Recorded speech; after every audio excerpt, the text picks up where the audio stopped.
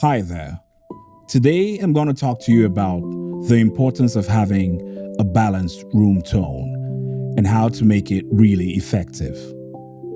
A room tone is the general lighting of an interior space or a scene, most especially, that looks perfect even when you add lights to it or you take away lights from it.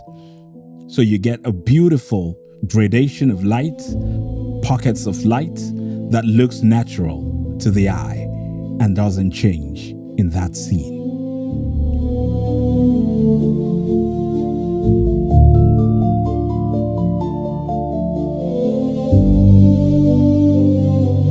I'm going to be doing that using the short film, The Space Between Us,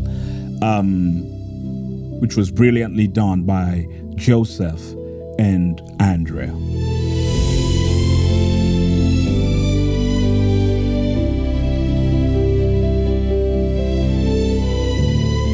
Now, let's get into it. I mean, we had a lot of lights in here, and we wanted it to feel homely, so we used a lot of lamps. You could see lamps 1, 2. We had 4 lamps in the room, and all of them were supplemented by other tungsten lights that were color matched. We've got this Dracust over here for Joseph, and then we had this huge newer light, which is a very, very soft light, but we still diffused some more just to have a general tone in the room. Okay, and behind them you can see we have the moonlight. There has always been this debate that moonlight is blue or not blue or cyan or something like that. I always prefer my moonlight, to be silver. I love silver. In real life it is silver, except if you're going for a very stylized look. Silver it is for me, and we're able to achieve this by placing cyans on the windows. We did not use deep blues, but because of the space that we were working in, it was really limited.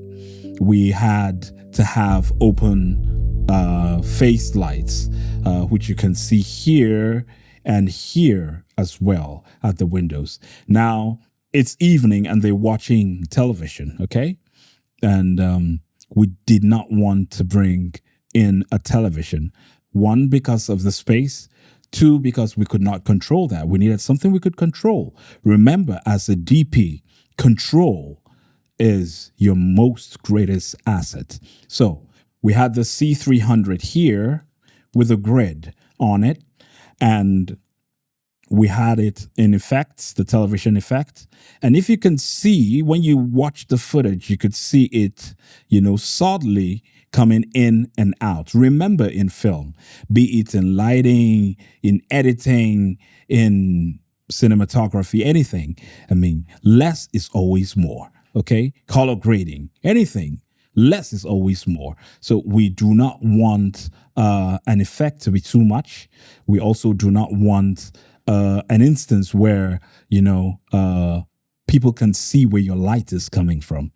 That's, screams amateur. Okay. All right. So we have this here, and it was set to 64% here, and it kept on, you would actually think they were watching a television. So here we had B7Cs in all of the lamps here so that we could also control them, how bright they were. We could also control the color temperature. So we snapped all of the color temperatures in the room and made it the same temperature all through. Now, for the placement of lights, I've got to talk about this app. This app made my life so easy. And if you are a gaffer, a cinematographer, or a DP, you need to get this app. I'm not marketing for them. I'm telling you based on use. And the app I'm talking about is Lightcalc. Lightcalc is an app that has made the lives of cinematographers a lot easier. I mean, it tells you where to place your lights. It's really, really that effective and efficient.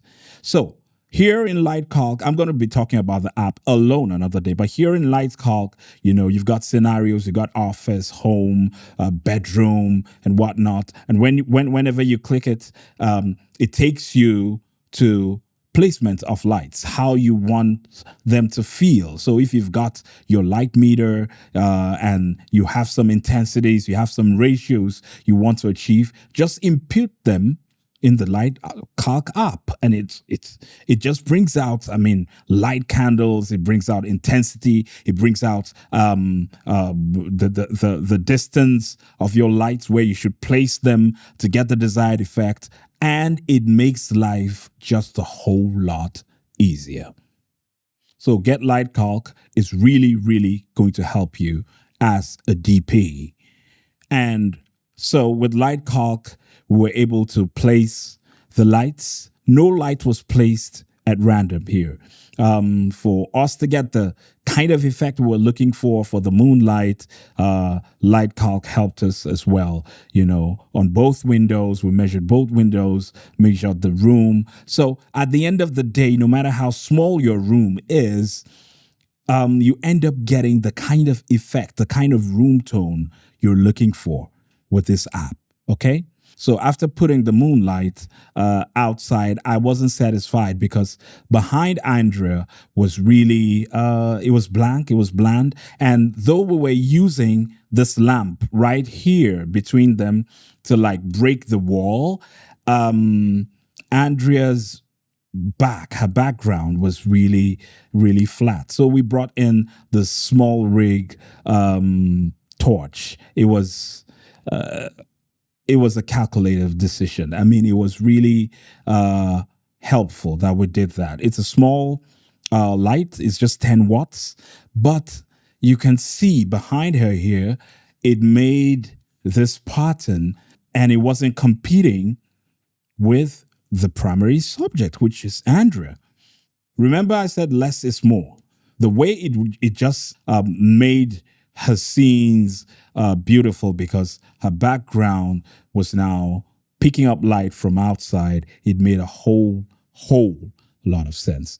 Okay, in this short, we had gels, we had corrective gels, magenta corrective gels, green corrective gels. We had gels, and we had gels from the best of the best. We had Lee filters, light filters. We had filters from Roscoe. We had domes and Chinese bowls, all from Aperture. We had the Aperture MC Pros, which we used here, by the way, to strengthen the background behind Joseph. So here what you can see is a balanced room tone. And let me tell you this: black skin reflects light. That's the kind of best lighting scenario you can have. So make sure that it reflects light. You can see by the side of Andrea here, there's this reflection of light, which is supposedly coming in from the table lamp, okay? But it's actually coming in from the newer light that we diffused, okay? So it reflects light. You can see that in Sinners.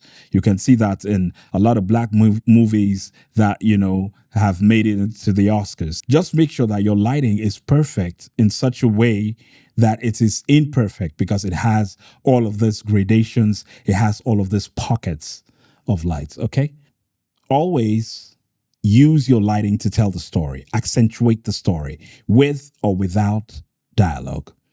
The space between us is a story about Joseph and Andrea, and Joseph doesn't like opening up, and it's a conversation he feels he should have had before leaving Andrea, who died 2 years ago. Okay, so it's something that puts him in a place of darkness. It puts him in a place of darkness. Meanwhile, Andrea is in a glorious light. She's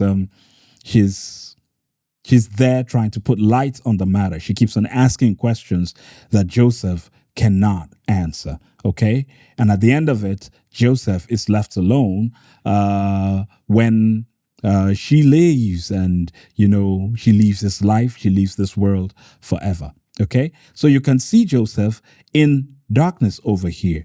Now there is light. There are reflections of light. There are pockets of light on his face, his hands. The lamps are reflecting, But compared to Andrea, you can see that she has more light on her, and he is like peeping through the darkness. Okay.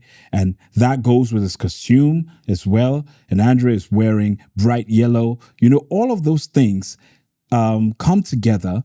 They, in concert, start reaching out to the audience subliminally. So here you can see the beautiful, beautiful moonlight behind Andrea. You can see it's separating her from the background, despite the fact that it's not deep blue. And also, it looks natural. I think lighting should be natural. I hate it when I look at films and I see lights that don't have light sources. Nothing is motivated. So it bothers me, because at the end of the day, even a novice will ask, oh, where's this light coming from? Okay. So just have lights that are motivated, lights that could possibly bounce off of stuff, and then onto the subject. Okay. Now look at how beautiful this is. And there's a gradation. There are patterns forming behind her. You can also see the subtle light coming from the TV as well, which is our Aperture 300D Mark II. So make sure when you're having your room tone, you've got pockets of light so your actors can move freely. Light a larger area so your actors can move freely. We didn't have a large area here, but we had to make sure that at least 75% of this place was well lit. For filming, we're using the Edelkrone motion systems, and boy, those guys are precise, they're beautiful, they're on point, okay? And I've been using them for so many years. In fact, it's as bad as I've got 2 sliders, 2 motorized heads. I love the way they do their stuff. You could save your moves on your phone in the app, and you could just come back and repeat them, without thinking, hey, where did I place my camera, or it will recall them. Okay. So they're very beautiful and very precise. And that was what we used here. We were punching in and going in without going in. It was really subtle and slow. Remember what I said, less is more. So we were going in as the conversation was going on. Just make sure that your camera movement, your lighting, your camera angles, everything must work in concert for your film to be effective. So from here to the end, you will find out that all of the warmness is gone when Andrea leaves. All is gone. All he has is one light, which is like a memory. And that's what he had from the beginning. It was that memory he was reliving from the beginning, that one lamp that was on. Okay, so whenever you're doing your lighting, make sure you tell a story that the audience might not understand, but they will feel. Okay, somebody leaves the cinema or the theater crying, or somebody leaves there with something here in their chest, something stuck in their chest. In fact, films are supposed to make people change decisions, become better people, after watching them. So we need to start doing that. And I hope this has further shown you how to get even better room tones when shooting interior scenes with your actors. So I'll see you in the next video. Thanks for watching.